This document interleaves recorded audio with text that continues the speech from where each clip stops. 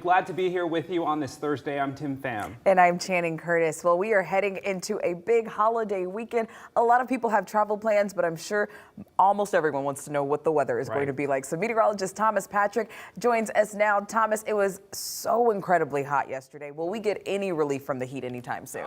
It's just not going to be record-breaking high for the upcoming weekend, but if we're talking relief, it's only going to be marginal because the summer weather does carry through the upcoming holiday weekend. But yesterday was absolutely one of the more scorching hot days that we've had. And of course, at 100 degrees, well, that tied the record high for the day. It tied the record latest 100-degree day we've had on record. And it also was the 6th day we've had at 100 degrees or more this year, which also tied a record. So we tied 3 records all on the same day, and it was between 100 and 106 degrees across portions of the inland Northwest just from yesterday. Now, today won't be in the hundreds, but it is still very mild out there. Almost seems a little bit hazy over North Idaho, which is not a surprise for today. There is a little bit of some wildfire smoke just in the atmosphere, generally speaking. Otherwise, the action from yesterday, last night, the rain and storms, that has long cleared the inland Northwest. So we are in for a sunny and hazy day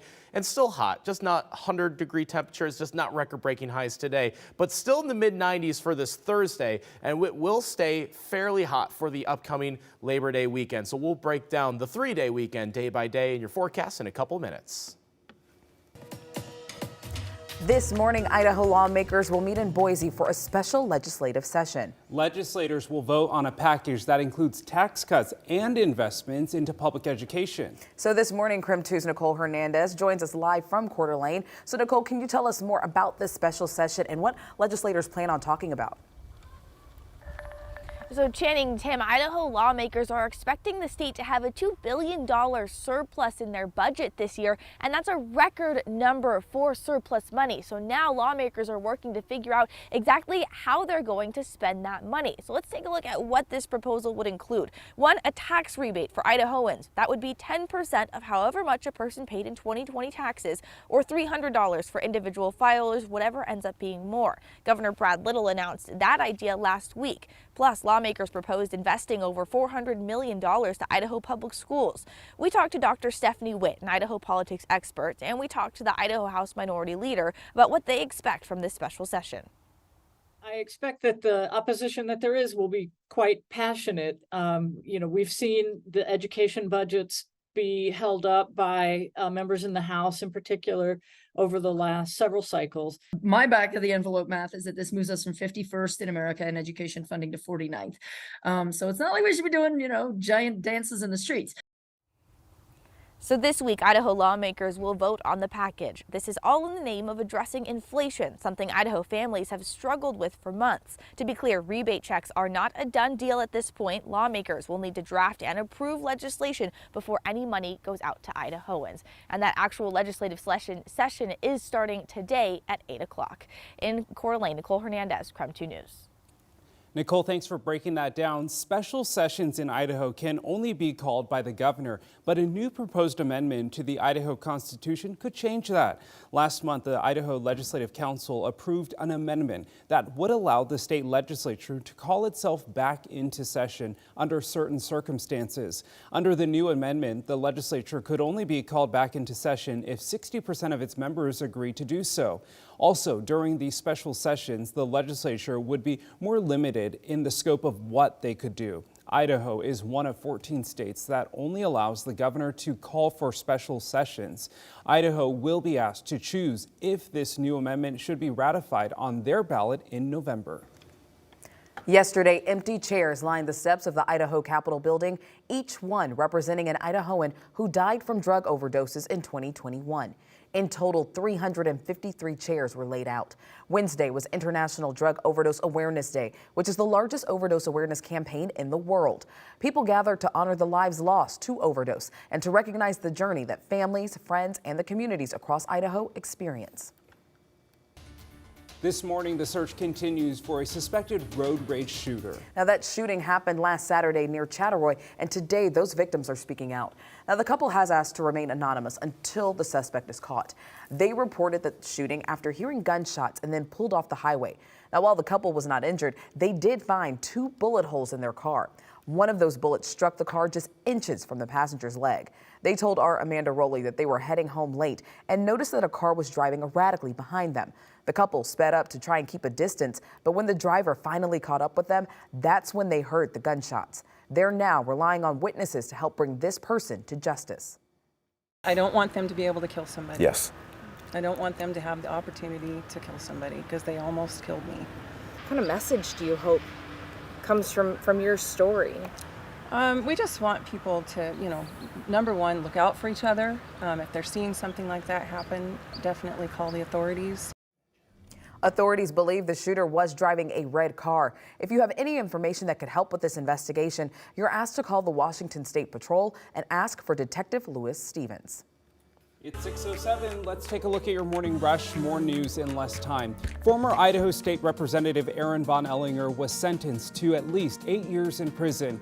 He was convicted of raping a 19-year-old intern. His total sentence is for 20 years with 8 years fixed. This means that he will spend a minimum of 8 years behind bars. A judge denied his request for a new trial. The Bonner County Sheriff's Office arrested a serial arson suspect. They believe 23-year-old Ryan Green intentionally started wildfires in the Priest River area over the past 2 years. Green was arrested on multiple counts of arson from a joint investigation by the ATF, Homeland Security, U.S. Marshals, and the Bonner County Sheriff's Office. Well, 4 sick kittens were dumped at Companions Animal Center, barely surviving. The shelter says that the kittens were left at the shelter last Tuesday. They were inside a plastic container with holes busted into the top. The shelter says they were an easy target for a hungry predator. The kittens suffered from upper respiratory issues and are now in the care of foster families. Global Neighborhood Thrift is offering free books for teachers up to $25. So $25 might not seem like a lot of money, but Global Neighborhood Thrift Store offers paper books that cost just about $1. So that means teachers could buy up to 25 books for their classrooms. If you are a teacher and want to take advantage, just make sure to bring your school ID. And that's a look at your morning rush. KREM 2's Boomtown is focused on bringing you the latest on growth in the inland Northwest. And despite the growing number of construction workers across the U.S., the inland Northwest is still struggling to keep up with building demands. Now, the Associated General Contractors of America is hosting a fair to introduce their Trade Up 2 construction initiative. This initiative will launch September 5th and will showcase data outlining the critical shortage of construction workers. There's plenty of work for the industry to perform. Unfortunately, there aren't enough people to do the work or enough materials to complete some of those projects.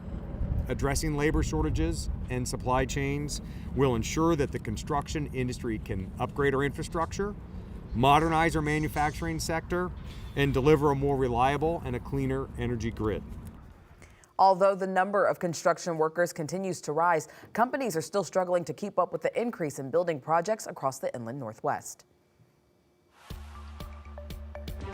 This morning, thousands of DUI cases in Washington state are at risk of being thrown out as one case out of Kitsap County heads to the state Supreme Court. So the issue, a technicality that threatens the results of breathalyzers used statewide.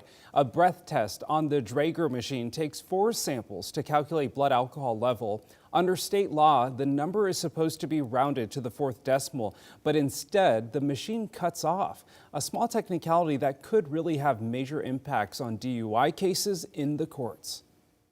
It is significant, but there could also be differing rulings by different courts. And so it's one of those things that needs one solid ruling for all the courts. Court documents show the state toxicologist knew about the calculation error for years, but didn't say anything until last year. No date has been set yet for when the state Supreme Court will hear the case.